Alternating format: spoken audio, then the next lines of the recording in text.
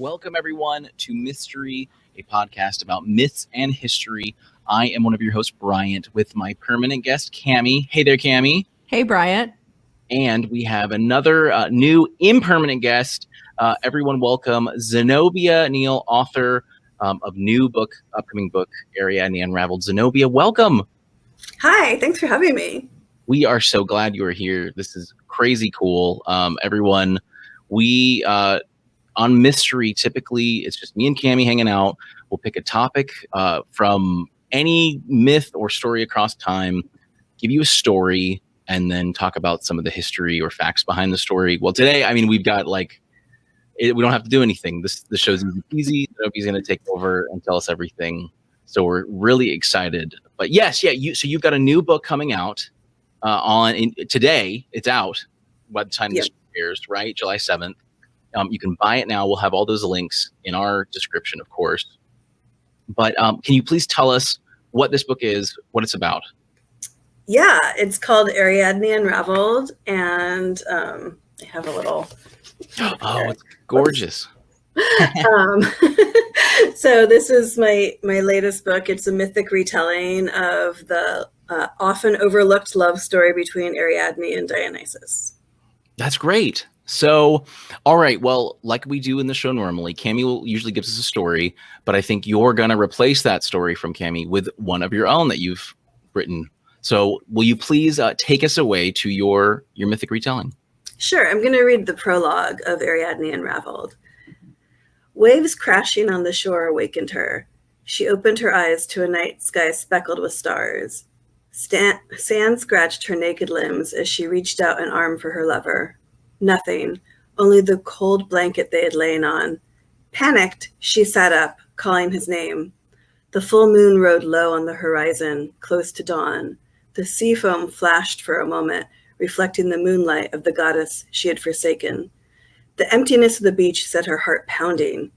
Theseus, she screamed in fury, already up and running, scanning the vast expanse of the empty Black Sea. The boat that had brought her was gone. Rage burned her every breath, tingling her hands. Theseus, she screamed again, anger ripping through her vocal cords. If only she could summon a wave to crash down on his ship, destroying him and all aboard. But she was not a powerful sorceress like her aunt Circe or her cousin Medea. To survive this, she would need her strength for herself and the child growing in her belly.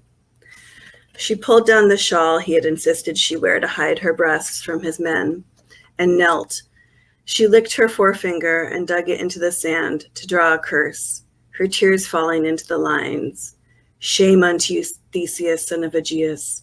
No matter how great your deeds, let it never be forgotten that you abandoned me here. Her voice wavered, tears falling harder. She had given up everything, only to be cast aside. Her fingers trembled with anger and with magic. I will live to hear your shame, Theseus. May you be the death of your father. May you be remembered for your treachery. She spit into the sand, sealing the curse. The moon stared down at her with cold vengeance. This was what she deserved. Her betrayal had been unforgivable, and now she had been betrayed unforgivably. The gods are just, she thought. Abandonment and slow death. After all she had given him, a sword, a way out of the labyrinth, a boat to escape, and above all, her own body. In exchange, he had taken everything from her, her home, her priestesshood, even her sister, little vixen. Phaedra would surely warm his bed now. She would make a perfect Athenian bride, ready to hide her breasts and bow her head to her husband. Ariadne was too strong.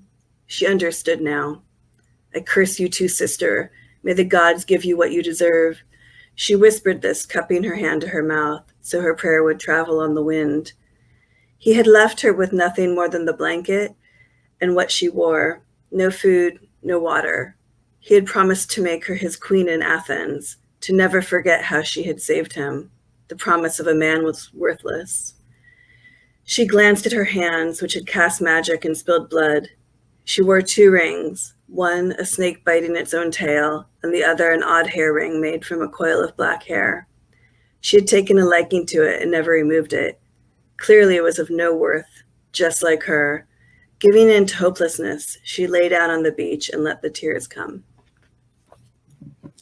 Beautiful. Beautiful. Gosh. Do you ever wake up and just go, Theseus? Ah, damn it. The Athenians. No, this is just so great. So, it's really fun to think our first episode was on the Minotaur of Crete. And so I think there's a little like weird destiny here coming across, because that when we started the show almost 2 years ago, that was one of the first topics we thought was kind of obscure enough where it wasn't like, let's just talk about Zeus, but it was also like everyone knows the Minotaur. Mm-hmm. And so that's, of course, really entwined in this story and is a big part of it. But I had never heard of Ariadne, especially not really like this before seeing your story. But there's so many familiar names that I've known throughout it. So it's great to see them have been brought to life. And that's what I want to ask you first. So I looked in, and we've kind of, once you talk about the sources for one Greek myth, you kind of talked about them all in a way. And the Homer, Hesiod, things like that. What was the source material like for you on this? What was the research like for you? I've heard that can be a really perilous journey when you go into research for a story like this. Yeah, it was a lot, and it took me about 5 years. The first book, which really sparked my interest, and I wish I had them right here, but was it's called Bacchus, a biography by Andrew Dalby. Mm-hmm. Andrew Dalby is somebody who has specialized in ancient cuisine, and so he has a couple of like ancient Roman cookbooks that are really interesting and very specialized. But he has a couple of biographies. I haven't read the one about Aphrodite, but the one about Bacchus tells his story in a kind of laid out way. And that's where I first heard that the story of Semele, Bacchus's mother, that when she said that the father of her child was Zeus, some people didn't believe her. And I don't know if I need to give a spoiler alert about what happened to Semele. Yeah. If you don't know what happened to Semele, just like mute it for a second. Right. So when she was, the story is that she's asked her maid, in Hera disguised herself as her nursemaid and tricked Semele into asking Zeus to promise to reveal himself to her, or to give her a promise. And then when he promised, he couldn't take it back anymore. She said, I want to see you. Prove to me that you're a god. Show me your true essence, which was too much for a mortal. So she got burnt up. And so there was another story that when that happened, the people in her palace said, oh, well, see, she was lying, and she was struck by lightning for lying and saying the baby was Zeus's child. So that was a really interesting alternative story to me that I hadn't heard before. So that book kind of sparked my main interest. And then I read a lot of books on Crete, ancient winemaking, the version of Nonnos of Dionysus that's very long and really weird, and just a lot of different sources. But looking at the Bronze Age, I mean, my book takes place in a kind of mythical Bronze Age, because what happened with Ariadne took place in the Bronze Age, but the stories were told in the classical period. So it's more of a mythical time period. Yeah, no, that's great. Yeah, I loved, I when you mentioned like wool from Egypt and the Nubians, the trade deals with the Nubians and things like that. I'm like, oh yeah, I kind of know, like, I know there's this idea, but it's not super specific. It's vague enough, but you can really picture it extremely well. So I know I absolutely love that. I really enjoyed too how you introduced Dionysus, just at the very beginning, from the moment that you said, oh, he's a stranger or like a foreigner. And I immediately was like, oh, is this Dionysus? I was so excited. Yeah. It's like my favorite. Yeah, because he's so mysterious. I mean, he's always like a foreign god coming from another place, but then where? Everybody has a different theory about where he came from. So yeah. I mean, he is the ultimate stranger. Yeah. Yeah, for sure. Kind of piggybacking off of the question that Bryant asked. What is your favorite classical source for your writing? I think the Nonnos book is pretty good. And I meant to have all my books together to be prepared for this question, but I don't have them next to me. There's one, and I can't think of his name. But yeah, the Nonnos one is the classical source. Yeah. So that's the oldest one. That's one of the old ones that I like. Do you feel for readers that there's something that they should look up to? I mean, I felt like I don't have the education, formal education on this. A lot of it's through what we've done on the show. So, and I felt pretty like I could keep up with everything. Maybe a Google here or there with someone's name. But is there something you'd really recommend that could help enrich the story? Not really a classical source, because they're all so contradictory. Yeah. That's the thing that was tricky, but also kind of fun to figure out. So yeah, I don't know. I mean, no, that's good. Yeah, I always wonder, like, one of the questions I had was like, are you ever afraid? That's just not just for this book, but your others are very in the same vein. Are you afraid of like making like mistakes with the canon of myth? I feel like when I started writing, I might have been more. I mean, I would be, horrified to get the name of a garment wrong or something. But the more I know, the more I feel. I mean, I'm kind of looking at this story like, what if the whole story of the Minotaur was just Athenian slander to make their enemies look bad? Right. So I'm kind of like, well, what if we've been wrong all the time? I mean, the victors write the story, right? And it turns out they also write the myths. Yeah. So, I mean, I don't want to get anything wrong about, I wouldn't say that they were drinking soda, but they were drinking beer and they were drinking mead. And it was hard to write about a time before wine, since I'm having Dionysus. I mean, it seems like there was no time before wine. Right. But since I'm making Dionysus, the god of wine, just invent wine, there has to be a time before wine. Well, it's wonderful.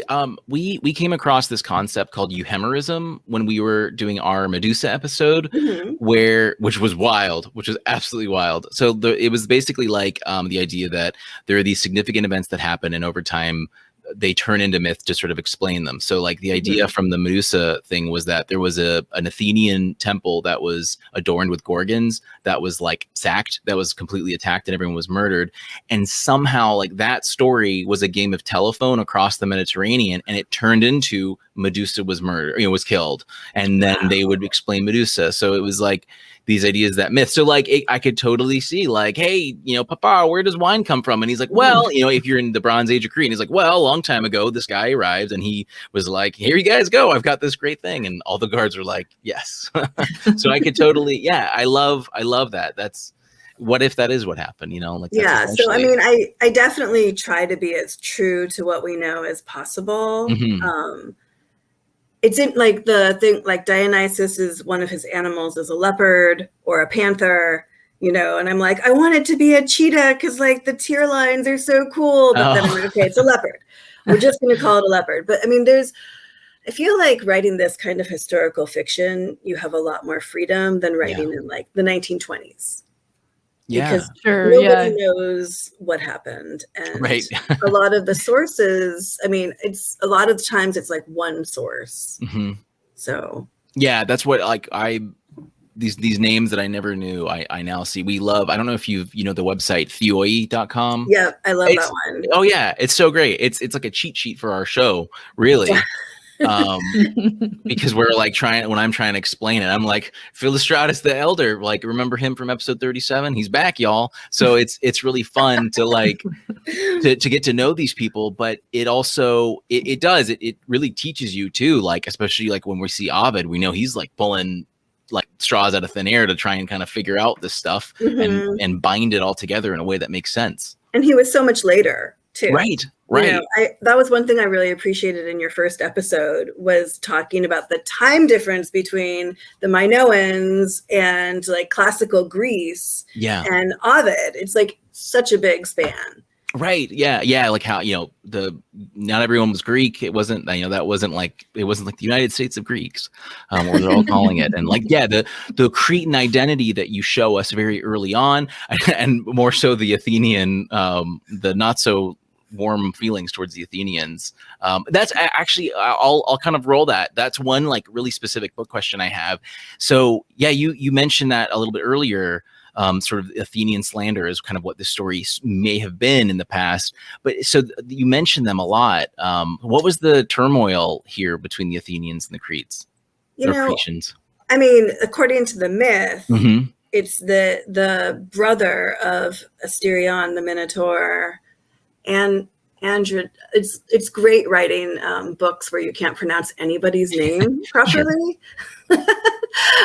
Anyway, the elder brother, he went to Athens to compete in some games, and he won, and he was so great, and he was killed in the streets of Athens. And so the myth is that to make up for that, Minos imposed a tribute that they had to give 7 of their sons and 7 of their daughters to the Minotaur depending on which source you look at, 3, 7, or 9 years. And it's that was one of the early things that I was like, that I did really want to make sure to get right. But then there are like 3 different answers depending on your source.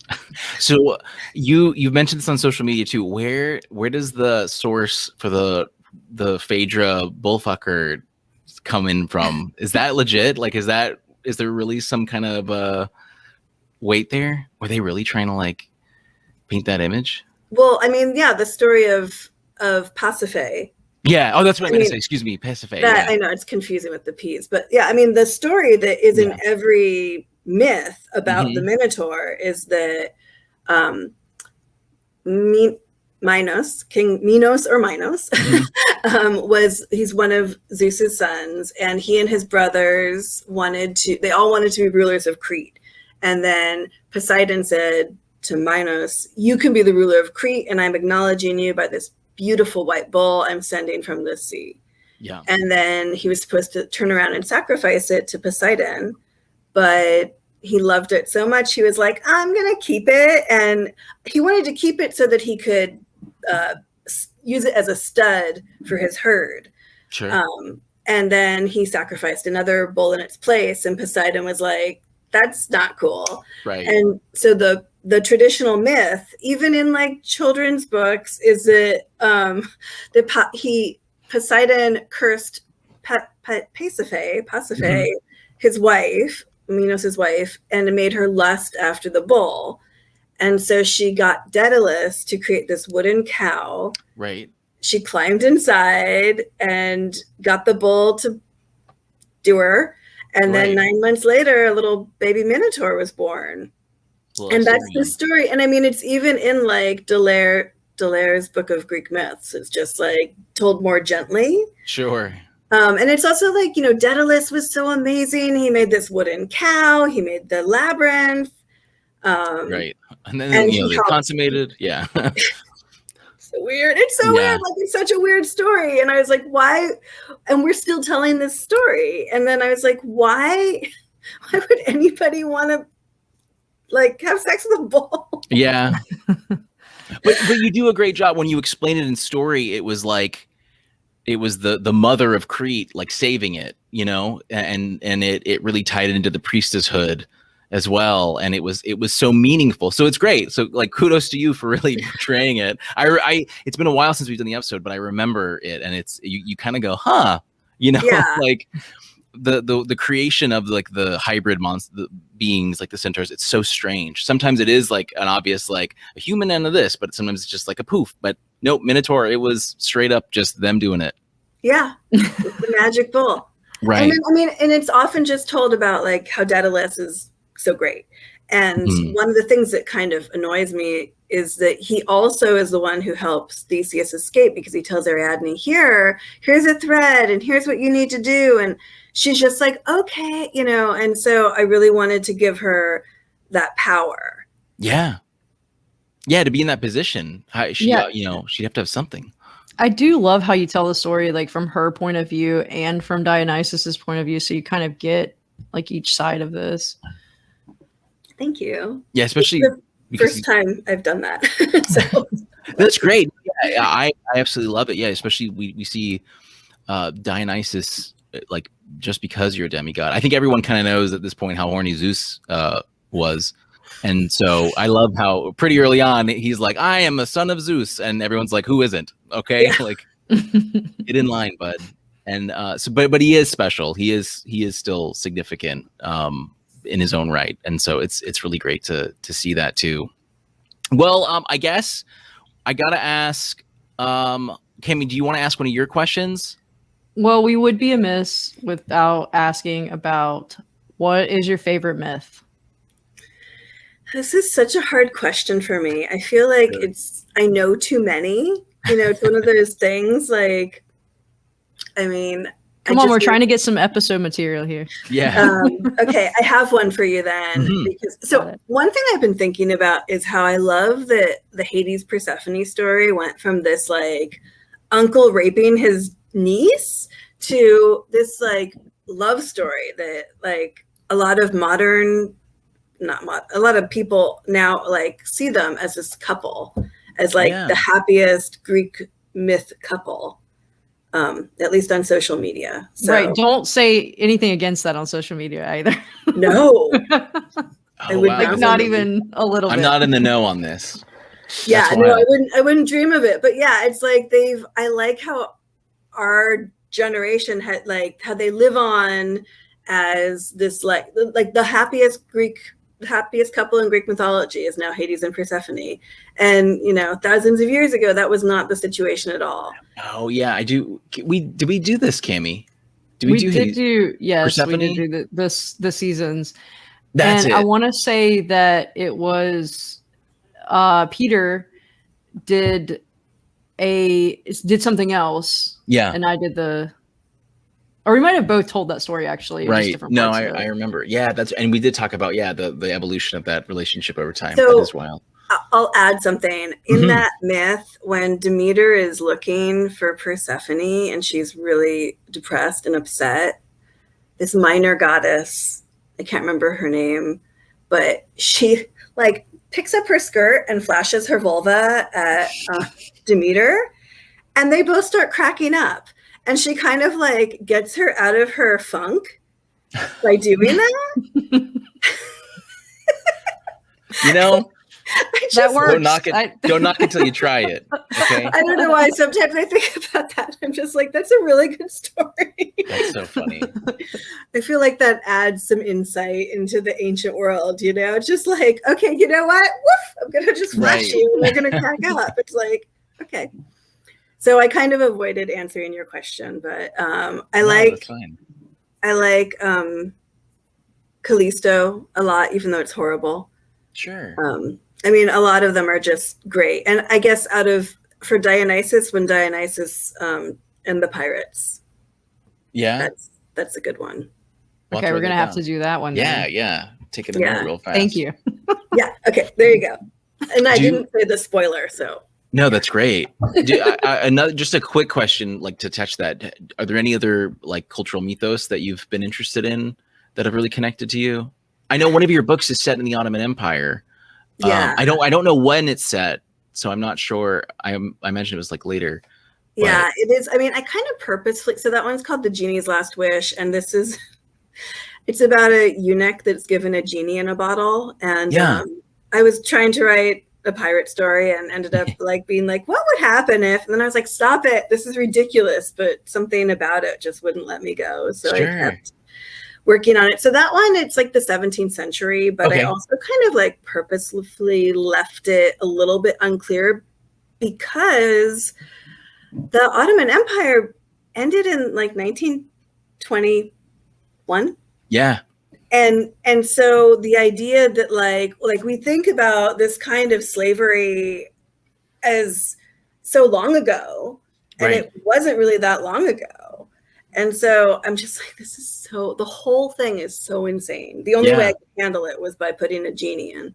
No, that's we've talked about the djinn as well, the concept of the djinn. So that was fun. We also did some Arabian Nights tales. Oh, So cool. yeah, we've done some from that. That's been really fun. But that's great. So I was really happy. Like you've done a lot of like Psyche Unbound, I think was one of your first book. Is that correct? My first book, yeah. Right. And so yeah, I saw the clear Greek path, but then when I saw that, I was really surprised, pleasantly too. I'm a huge Byzantinophile, so which is the Ottoman Empire wasn't so great for them, but it's a cool continuation of them. It's a fascinating, horrifying world. That's a great way to kind of summarize myth for sure. Well, great. Cammy, do you have anything else that's burning that you want to throw in? Any of the other big ones? Yeah, well, as I was reading it, the characters are just so fully fleshed out. I was wondering, is there one that you most identify with? I mean, probably Talia. Like, she's Thalia. She's kind of my favorite. I mean, but I also love Dionysus and Silenus. Yeah. I loved like seeing them talk. It was always really fun. Their relationship, like the fatherhood kind of thing. And also like while Dionysus is like an outsider, he can fit in, but like Silenus has to like really try and fit in. So it's fun to think about like when you squeeze those little mythical parts in. I like that too. Yeah. Well, great. Cammy, I think that's all I have. Is there anything else that you want to throw in, Cam? No, I'm good. I think you did a great job. Thank you so much for coming on the show. We really appreciate it. Yeah, thanks so much for having me. No, yeah, absolutely. And that's like you're our go-to like in person like Greek. We're gonna be like, hey, is this cool? Like, can we do this? Is that correct? No problem. Yeah, and we hope to have you on again soon. We do a few like. We have our resident Irish guest to help us with Irish myths. We've got Peter, who's our English expert. He helps us with a lot of things based on that. So now you can be our like Greco Hellenic expert for us to tap into. Is there anything you'd like to throw out on our show before we end it? No, tell just people thanks for where they can buy the book. Anything you want to tell them like that. Yeah, so I have a website. It's www.zenobianeil.com. It's Neil. And I have the book is available on Amazon, and I have paperbacks as well, which was a fun thing to do. Oh, yeah. To get them. I mean, this is like, I got my proof, and then I got so yeah, I have paperbacks as well because I'm not the best Kindle reader myself. So. Oh, sure. I'll vouch. Like, I've been really enjoying the e-reading of it. Like, it's been really nice for me. I'm doing it on the Playbook store, but it's been really nice. So I'm loving that. I'm a big e-reader myself. Great. I'm trying to make it as available as possible. That's great. So, so it's out there on Amazon and the hashtag Ariadne Unraveled. I have some nice reviews as well. So. Yeah, I've seen them. That's excellent. So awesome. Well, everyone, please do go check out Zenobia's books and works. Ariadne Unraveled is out today. Please go check it out. It's just fantastic. Really fun read. You don't have to be a myth expert to jump in, but listen to the first episode of our show, maybe a couple others, and you'll be like pretty much all set, right? Yeah. Well, Cammy, thanks for being back here since you co-founded the show. Zenobia, please come back and see us again whenever you can. And thank you so much for coming on here. This has just been a delight. We really appreciate you. Thanks for having me. Awesome, everyone. Well, so Zenobia, I don't know if you noticed, we howl at the end of the show. Will you join us? Yeah. So I'll say, all right, everyone, we'll see you next time. And then we pause for like a second and then we all howl like we're wolves at the moon. Just how we do it. So everyone, we will see you next time. Oh.